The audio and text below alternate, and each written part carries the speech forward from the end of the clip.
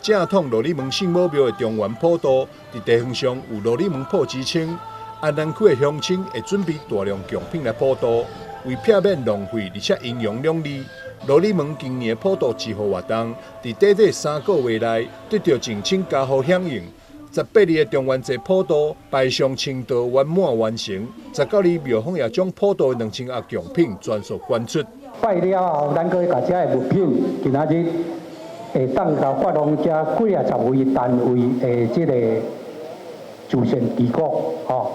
互咱一寡需要帮助的人，嘛会当得到一点安慰，利用这个无所得的心来做这善事，虽然少少钱，人讲无地自得，伊会当得到伊家己的福报。立委陈廷辉甲市府社会局、民政局长官也拢到场见证，同时感谢庙方发挥宗教兴盛精神。会当分享咱信方所有需要帮助的每一个人，包括咱地方咱的弱势朋友，甲着咱所有各社团。我相信每一个社团，咱扮演非常重要的角色，因为只有大家伫咱社会各角落来协助着咱市政府来经营，来了解着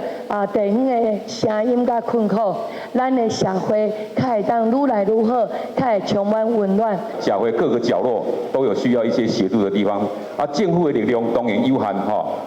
有需要靠咱民间民间的力量来一起协助，一起共同为我们的弱势来做一些更大的照顾。那今天我跟社会局我们叶副局长一起来出席，所代表的意义就是民政各区里，那社会各项的福利我们都一起来推动。看到所在辆货车将庙方物资再送给弱势民众。庙方嘛感谢信众，将中原普渡对新年关怀、几成的崇敬，改为实质回馈社会，帮助赶济弱势族群。记者张世伟采访报道。